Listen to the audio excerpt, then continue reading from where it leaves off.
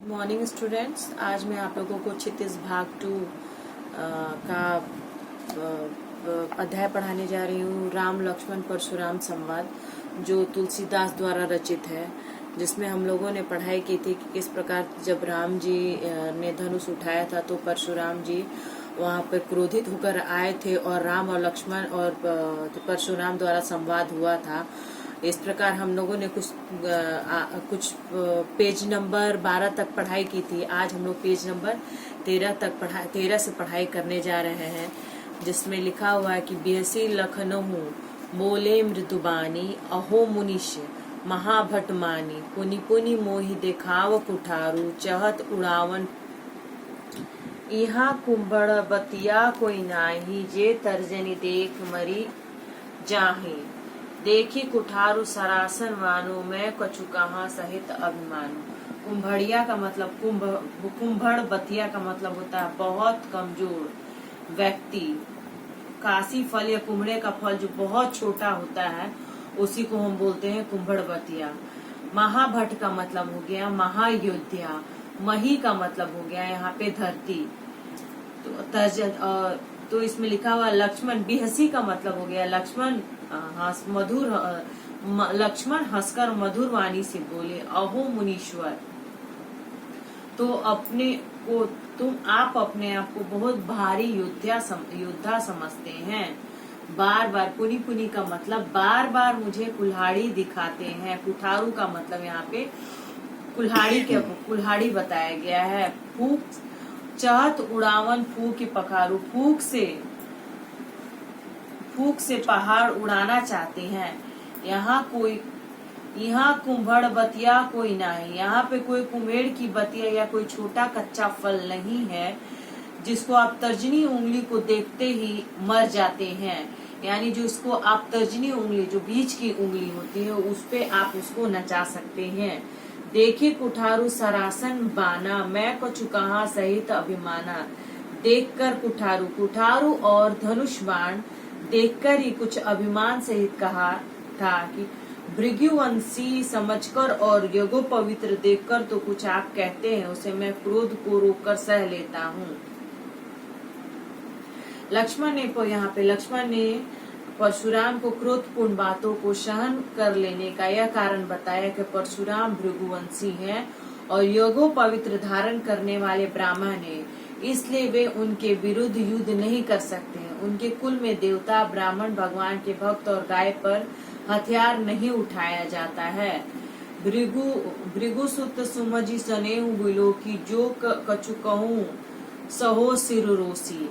सुर महिषासुर हरिजन और गाई हमरे कुल इन पर नहीं सुहाई।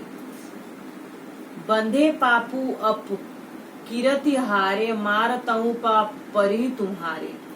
इसका मतलब हम लोग कहा गया है कि देवता, ब्राह्मण, भगवान के भक्त और गाय, इन पर हमारे कुल में वीरता नहीं दिखाई जाती है, क्योंकि इन्हें मारने से पाप लगता है और इनसे हार जाने पर अपयस लगता है। बंधे पापू अपिकरित हारे मारतऊ पाप परियो तुम्हारे। कोटि कुलिस संवचनहु तुम्हारा व्यर्थ धरऊ धनुबान कुठारा। जो बिल कोई अनुचित क्षमहु महामुनि धुई सुनी सरोस भृगुवंश मणि बोले गिरा गंभीर। सरोस का मतलब यहाँ पे क्रोध हो गया, क्रोध सहित। तो इसमें लिखा गया है कि इसलिए आप मारे भी तो आपके पैर ही पड़ने चाहिए। आपका एक एक वचन ही करोड़ों ब्रजों के समान है। धनुष्वान और कुठार तो आप व्यर्थ ही धारण करते हैं। इन्हें अर्थात धनुष्वान और कुठार को देखकर मैंने कुछ अनुचित कहा हो तो उसे हे धीर महामुनि क्षमा कीजिएगा। यह सुनकर भृगुवंश मणि परशुराम क्रोध पर के साथ गंभीर वाणी में बोले। लक्ष्मण ने परशुराम को भृगुवंशी और ब्राह्मण जानकर उनसे क्षमा याचना करते हुए या उचित समझा। उन्होंने परशुराम से कहा, आप मारे भी तो आपके पैर ही पड़ने चाहिए। धनुष्वान और कुठार तो आपके लिए व्यर्थ है, क्योंकि आपका एक एक वचन ही करोड़ों ब्रजों के समान है। इस प्रकार लक्ष्मण ने क्षमा याचना में व्यंग्यात्मक भाव दिखाया। लक्ष्मण के क्षमा मांगने पर परशुराम का क्रोध इसलिए शांत नहीं हुआ क्योंकि लक्ष्मण की क्षमा याचना में पश्चाताप नहीं बल्कि उपहास का भाव था। लक्ष्मण ने ब्राह्मण पर सूर्यवंशियों द्वारा हाथ न उठाने जाने के कारण परशुराम के कटु बातों को सहन कर लेने की बात कर उनके अहम को भी चोट पहुंचा दी थी। साथ ही उनके एक एक वचन को करोड़ों ब्रजों के समस्त कहकर उनके क्रोध को और भी भड़का दिया था। इसका मतलब ये था कि जो लक्ष्मण और परशुराम में संवाद हो रहा था तो लक्ष्मण जी ने कहा था कि हम किसी भी निरीह प्राणी पर अपने ब्रजों का प्रहार, अपने तीर धनुष बाण का प्रहार नहीं करते हैं। हम बस लोगों को क्षमा करना जानते हैं। अब आगे हम लोग बोलते हैं, कौशिक सुनहु मंद यहु या बालका, कुटिलु काल बस निज कुल घालुका, भानु वंश राकेश कलंकु, निपट निरंकसु अबद असंकु। परशुराम को क्रोधपूर्ण निरंकुश का मतलब जिस पर किसी का दबाव ना हो। भानु वंश का मतलब होता है सूर्य वंश। अंशकु का मतलब होता है शंका रहित, और घालकू का मतलब होता है नाश करने वाला। तो इसमें लिखा गया है परशुराम जो थे लक्ष्मण को अत्यंत कुबुद्धि और कुटिल बालक बताया। उन्होंने कहा कि काल के वशीभूत होकर यह अपने कुल का घातक बन रहा है और सूर्य वंश के नाम पे कलंक है। परशुराम ने लक्ष्मण को दंड, मूर्ख और निडर कहा। काल कवलहु होई न क्षण माही, कहूँ पुकारु कोरि मोहि नाही। तुम हट कहूँ जो चहु उबारा, कही प्रतापु बल रोसु हमारा। लखन कहेऊ मुनि सुजसु तुम्हारा, तुम्ही अछत को वरने पारा। इसमें बोले परशुराम ने पहले लक्ष्मण को व्यंग्यपूर्ण बातें कहने से रोकने का भरपूर प्रयास किया। उन्होंने उसे डराने की भी कोशिश की, परंतु लक्ष्मण ने अपना व्यंग्यात्मक प्रहार जारी रखा। इस पर परशुराम ने लक्ष्मण की शिकायत करते हुए विश्वामित्र से उन्हें रोकने के लिए कहा। इस प्रकार इसमें यह बताया गया कि परशुराम क्रोधपूर्ण गंभीर वाणी में बोले, हे विश्वामित्र, यह बालक बहुत ही कुबुद्धि और कुटिल है। काल के वश को होकर यह अपने कुल का घातक बन रहा है। यह सूर्य वंश रूपी पूर्ण चंद्र का कलंक है। यह बिल्कुल उद्दंड, मूर्ख और निडर है। अभी क्षण भर में यह काल का ग्रास हो जाएगा, यानी मृत्यु को प्राप्त हो जाएगा। मैं पुकार कर कह देता हूँ, यह मुझे दोष नहीं है।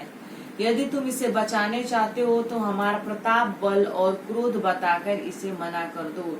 लक्ष्मण ने कहा, हे मुनि, आपका सुयश आपके रहित दूसरों कौन वर्णन कर सकता। आपने अपने ही मुंह से अपनी करनी अनेक बार बहुत प्रकार से वर्णन की है। आपने मुंह तुम आपनानु करनी बार अनेक भांति बहुवर्णी। नहीं संतोष तू पुनि कहू कहू, जनी रीस रोकी दुख सहू। वीर व्रती तुम धीर क्षोभा, गारी देत न पाऊं शोभा। इतने पे संतोष न हुआ हो तो फिर भी कुछ कह डालिए। क्रोध रोककर असह्य दुख मत सहिए। आप वीरता का व्रत धारण करने वाले धैर्यवान और क्षोभ रहित हैं। गाली देते शोभा नहीं पाते हैं। सूर समर करनी करही कर कहीं न जना वही आपू।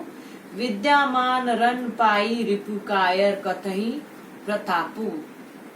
सूरवीर तो युद्ध में वीरता पूर्ण कार्य करते हैं कहकर आप अपने बारे में नहीं बताते। शत्रु को युद्ध में उपस्थित पाकर कार्य भी अपने प्रताप की डिंग मारते हैं।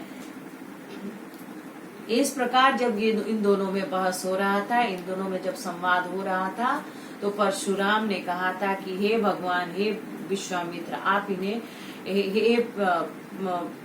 विश्वामित्र ने कहा कि हे परशुराम, आप इन्हें समझाइए कि ये किस प्रकार से मुझसे संवाद कर रहे हैं, कहीं ऐसा ना हो कि इनके जो वंश का है वो नाश हो जाए। इस प्रकार उन दोनों में जो संवाद हो रहा है, यह संवाद आगे बढ़ता जा रहा है। और जो परशुराम जी हैं वो अपनी तारीफ, अपने गुणगान खुद कर रहे हैं और कह रहे हैं कि परशुराम, विश्वामित्र तुम बताओ कि मैं किस प्रकार लोगों का वध करता हूँ और मैंने किस प्रकार सभी राजाओं को धरती रहित कर दिया था। तो विश्वामित्र ने कहा है कि आप अपने गुण को खुद ही उजागर करते हैं, इसलिए आप अपने गुण को यहाँ पे खुद ही बताइए कि आप कैसे हैं और आप क्रोध में किस प्रकार नाश करते हैं। बच्चों, यह पाठ मैं आज यही समाप्त करूं। यह पाठ बहुत ही कठिन है, इसे आराम से आप पढ़ें, इसका सारांश पढ़ें और इस पाठ पर ध्यान दें।